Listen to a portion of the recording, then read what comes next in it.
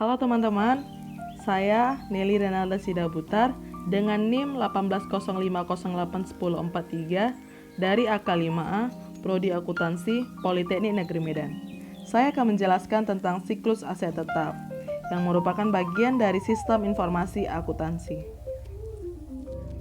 Daftar isi yang bisa saya jelaskan yaitu diagram konteks, data flow diagram, flowchart, kelemahan pengendalian internal, sistem perbaikan dari kelemahan. Bisa kita lihat bahwa di sini adalah diagram konteks yang saya sajikan. Nah, ini merupakan sistemnya dan merupakan bagian yang akan terdiri dari pemasok, departemen penerimaan, buku besar hutang, departemen akuntansi, dan manajer produksi. Dari sistem proses aset tetap akan memberikan pemesanan ke bagian pemasok. Nah, dari bagian pemasok akan melakukan feedback yaitu mengirim barang dan salinan faktur. Dari sistem proses aset tetap akan mengirimkan barang dan faktur salinan. Nah, dari sistem proses aset tetap ini akan melakukan update ke buku besar hutang. Dari departemen akuntansi akan mengirimkan laporan dan akan diberikan feedback yaitu faktur.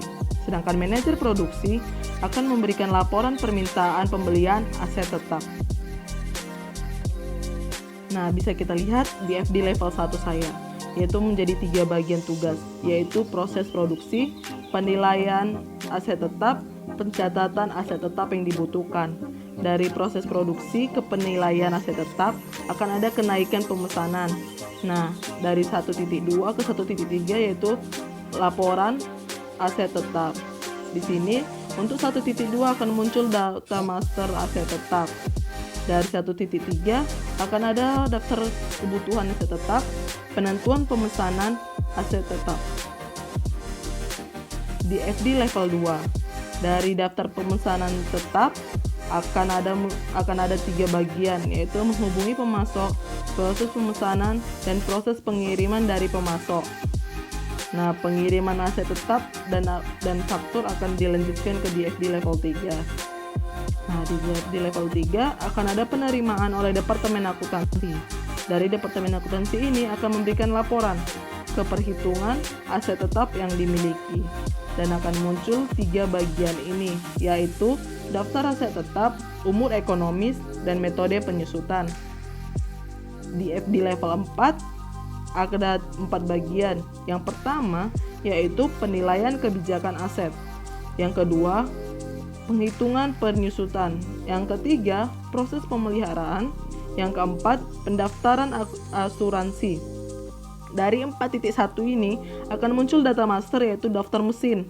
Nah, dari 4.1 akan mengirimkan mesin lama untuk menghitung penyusutannya, sehingga akan dilakukan update terhadap buku besar.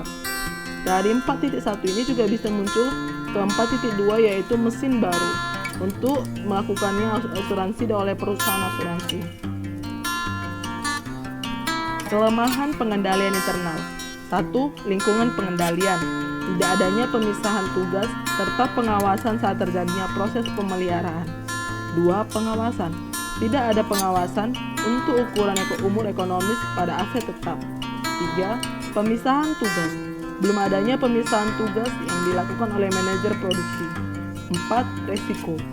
Aset yang masuk ke proses pemeliharaan mungkin saja memiliki umur ekonomis yang layak. 5. Otorisasi. Tidak adanya otorisasi yang formal untuk membeli atau menghapus aset. Saran perbaikan kelemahan sistem pengendalian internal. 1. Lingkungan pengendalian. Harus ada pemisahan tugas dan pengawasan saat proses pemeliharaan agar terlihat dengan jelas dan rinci. 2. Pengawasan. Seharusnya umur ekonomis pada saat aset tetap dipandang sebagai suatu keharusan untuk melakukan proses pemeliharaan. 3. Pemisahan tugas. Harus ada pemisahan tugas di setiap departemen, bagian sehingga tidak dilakukan satu orang saja. 4. Risiko. Harus lebih meneliti lagi aspek-aspek yang ada di dalam aset tetap sebelum melakukan pemeliharaan. 5. Otorisasi. Harus ada otorisasi yang formal saat membeli aset dengan menggunakan aset. Nah, di sini saya buat siklus aset tetap menggunakan flowchart. Di sini ada 5 bagian seperti di diagram konteks, yang dimulai dengan di manajer produksi, yaitu melakukan produksi. Selanjutnya akan ada muncul jumlah dokumen jumlah produksi. Akan dilakukan kegiatan kembali penilaian aset, daftar kebutuhan aset tetap, dan penilaian aset tetap. Dari daftar kebutuhan aset tetap yang merupakan dokumen ini akan dilakukan pemesanan ke pemasok. Dari pemasok akan muncul faktur penjualan dan akan ada penerimaan aset tetap. Dari departemen penerimaan faktur dan aset tetap. Nah, akan diupdate buku besar hutang dan daftar aset tetap yang dimiliki dari penerimaan faktur dan aset tetap. Daftar aset tetap yang dimiliki akan dihubungkan kembali ke manajer produksi untuk penilaian aset tetap.